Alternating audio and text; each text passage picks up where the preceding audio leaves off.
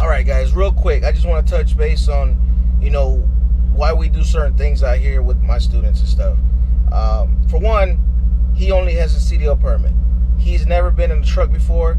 He's here to get his license, his CDL, hard copy, so he only has his permit, which means I have to be on the passenger side. Alright? Double clutching. Prime is going to a full automatic board, means all the trucks are eventually going to be automatic. But as of now, they're still doing the exam in a manual.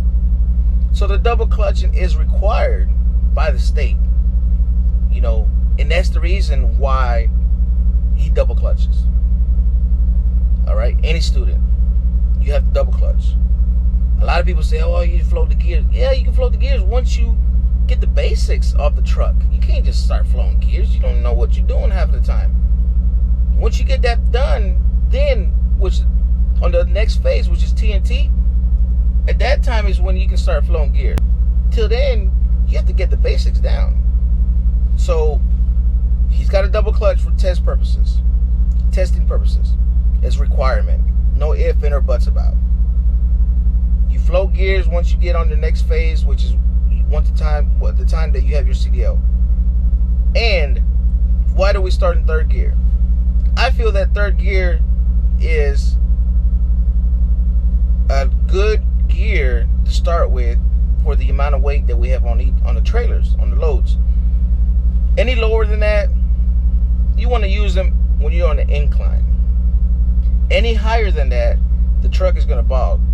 It's going to sound like it's going to shut off. So third is a good gear. Anytime we're loaded, we're always going to start in third gear. People say, oh, it's too low or too high, whatever. Everybody's different. I don't know how other people do it, but that's how I do it. You know what I mean?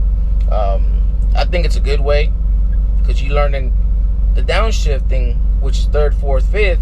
The lower gears, third, fourth, fifth, and then you get the higher gears. When it comes to testing, you can do things a little different. I won't tell my students anything different up until we are about to take the test, the driving test. Then I'll give you some tips. But until then, we're going to continue to downshift into the lower gears. And, and so on. So, and another thing, RPMs is big on here. A lot of people are wondering, oh, you should get the RPMs higher. No. 13 and a half is already high enough. So anything higher than that, you're not going to be able to get it in the gear. You will, but it'll sound rough. So the best thing you want to do is between 12 and 13, just get the RPMs just right, clutch it in. It'll go in smooth. But if you give it too much RPM, it's going to grind. If you give it too little, it's going to grind. So you want to be in that range. Weather's so hot over here in Springfield, Missouri right now. The sun is hitting the camera and shutting it down because it's too hot. But what I was saying is, that's why I keep it between 12 and 1300 RPMs for the shifting and downshifting. So, that's how it is. And just wanted to try to clear up a couple of things with, some of the comments I've seen and stuff. So, all right.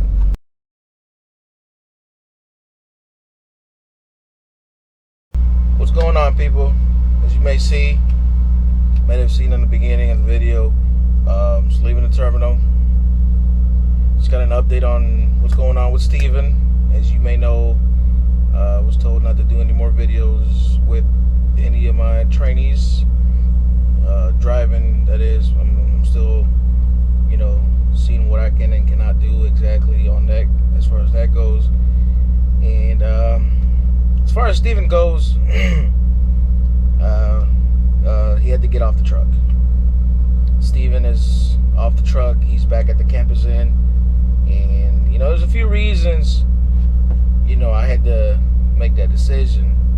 You know, we couldn't go any further as far as the job here goes and, you know, his performance and stuff. So, a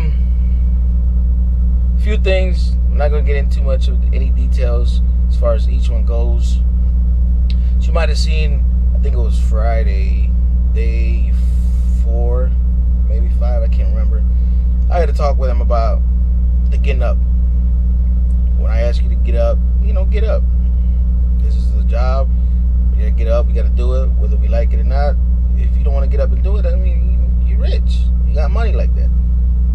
Well, I ain't got money like that. So I'm still playing the lottery. Hopefully one day I hit the jackpot. Then I can sleep in. That's me though. That's if you ask me. But anyways, you know, that was part of the issue we had back then. I talked to him. I gave him a chance. I said, look, man, this is what I expect from you. This needs to happen. Well, it went on a few other days and a few more days, and, you know, I had to put a stop to that. You know, I can't do it. I won't do it. Steven's a cool guy. I like him. Nice young kid. But at the end of the day, we got to get up, man. You know what I mean? We had to get up.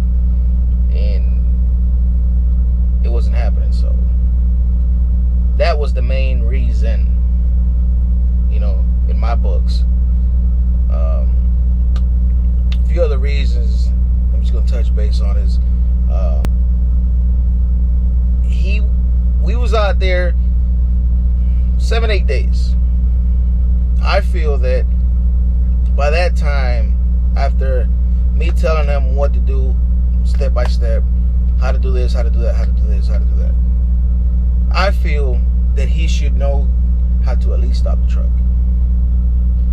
What I mean by that is he should know that when we come to a stop, we got to put the clutch in. Put our foot on the clutch, come to a stop.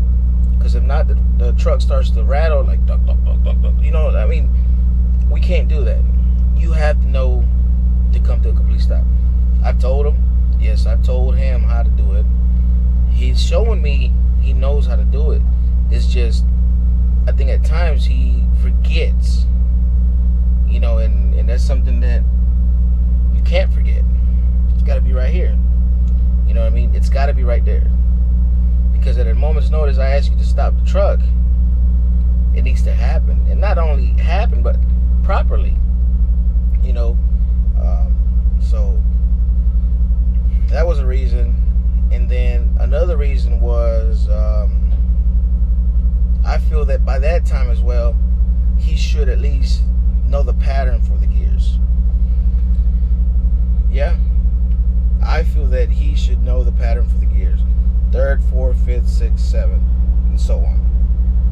So if you're in a gear, you know, you don't have to look down at the shifter. You don't want to do that. Your eyes need to be on the road, on the mirrors, looking ahead. You gotta always be aware of your surroundings. So, again, guys, that's me, my way of training. Everybody's different, I know. And Steven was a good guy. Again, he was a good guy. But I just feel that after 7-8 days on the road, we should have a grasp of what needs to be going on, what needs to happen as far as the truck goes.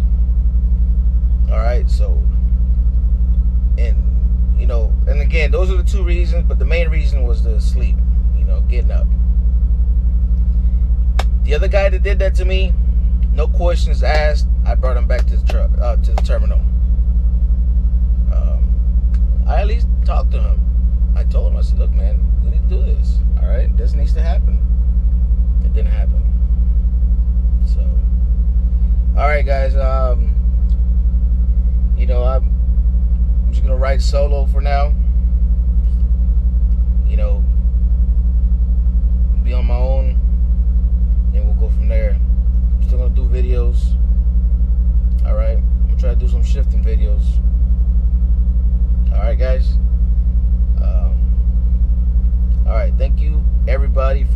watching, for your support, and just I can't thank you guys enough. You know what I mean?